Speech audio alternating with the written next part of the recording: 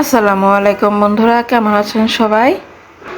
আশা করি সবাই ভালো আছেন, সুস্থ আছেন। বন্ধুরা, আমি করছি এখন একদম ঘরে থাকা জিনিস দিয়ে ফ্রাইড রাইস। ফ্রাইড রাইস কিন্তু বাচ্চারা খেতে ভীষণ পছন্দ করে, আর এটা এখন গতানুগতিক খাবার, সবারই কম বেশি পছন্দের খাবার হয়ে গিয়েছে। তো বন্ধুরা, আমি খুব সহজে ঘরে থাকা উপকরণ দিয়ে ফ্রাইড রাইসটা করেছি। চলুন দেখে নেওয়া যাক আমি ফ্রাইড রাইসটা কীভাবে করেছি।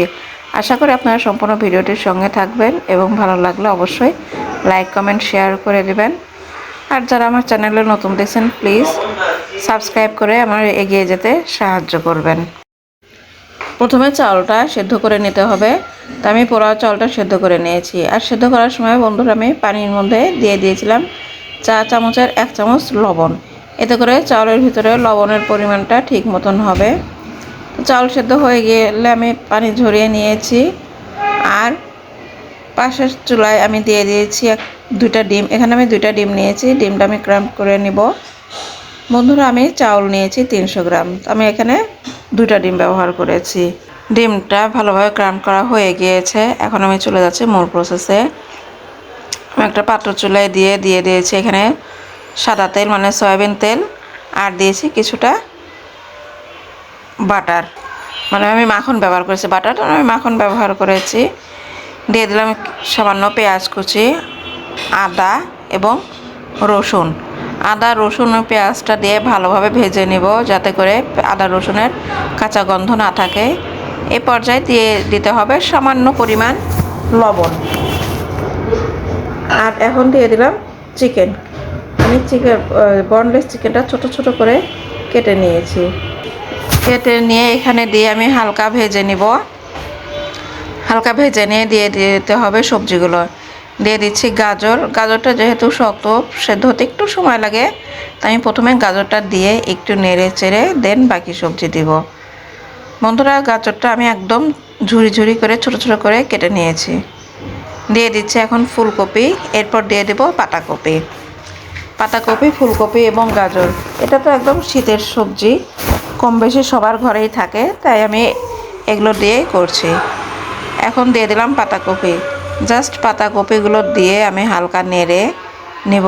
দিয়ে দিলাম ক্যাপসিকাম। ক্যাপসিকামটা আমার ঘরেই ছিল। আপনাদের ঘরে ক্যাপসিকাম যদি না থাকে বা দিতে না চান তাহলে এটা স্কিপ করতে পারেন। এখন দিয়ে দিলাম সয়া সস। দিয়ে আমি আর একটু ভালোভাবে নেড়ে চেড়ে নিচ্ছি। বন্ধুরা, লবণের ব্যাপারটা একটু খেয়াল রাখতে হবে, যেহেতু আমি চাউল সেদ্ধর সময় লবণ দিয়েছি, আর প্রথমে চিকেনটা দেওয়ার সময় সামান্য পরিমাণ লবণ দিয়েছি। এখন দিয়ে দিলাম টমেটো সস। আমার সসগুলো দেওয়া কমপ্লিট হয়ে গিয়েছে। আর এটা একদম হালকা ভেজে নিয়ে এখন সেদ্ধ করে রাখা চাউলগুলো দিয়ে দিচ্ছি। চাউলটা দিয়ে আমি ভালোভাবে নেড়ে চেড়ে উল্টে পাল্টে চাউলের সঙ্গে সব কিছু মিশিয়ে নেব। দিয়ে দিলাম ডিমের ক্রাম্ব। যে ডিমটা আমি ভেজে ঝুরি ঝুরি করে রেখেছি সেইটা এখন দিয়ে দিলাম। আর দিয়েছি স্বাদের জন্য সামান্য চিনি। সরি বন্ধুরা, আমি সামান্য চিনি দিয়েছি, এটাকে টেস্টটাকে ব্যালেন্স করবে। দিয়ে আমি ভালোভাবে উল্টে পাল্টিয়ে নিচ্ছি। রান্নাটা কিন্তু খুবই সহজ বন্ধুরা, একটু করতে পারলে।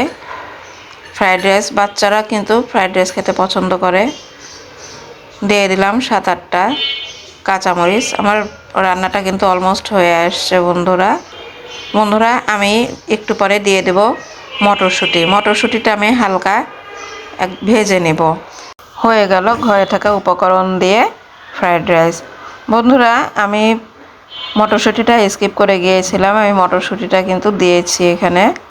তো বন্ধুরা, কেমন লাগলো আপনাদের? আপনারা অবশ্যই লাইক কমেন্ট করে জানাবেন। আর এইভাবে খুব সহজেই ফ্রাইড রাইস বানিয়ে খেয়ে দেখবেন। আশা করি মন্দ লাগবে না, সবাই ভীষণ পছন্দ করবে। আর আপনি রান্না করলে আপনারও ইনশাল্লাহ পছন্দ হবে। তো বন্ধুরা, আমার ভিডিওটা যদি ভালো লেগে থাকে অবশ্যই লাইক কমেন্ট এবং শেয়ার করে দেবেন। আর যারা আমার চ্যানেলে নতুন প্লিজ সাবস্ক্রাইব করে পাশের বেল আইকনটি বাজিয়ে দেবেন, যাতে করে আমার রান্নার প্রতিটি ভিডিও নোটিফিকেশনে প্রথমে পেয়ে যান। আপনাদের সাহায্য সহযোগিতা না পেলে এগিয়ে যেতে পারবো না, এগিয়ে যাওয়ার সম্ভাবনা নাই, তাই আপনারা সাহায্য করবেন। আল্লাহ হাফেজ।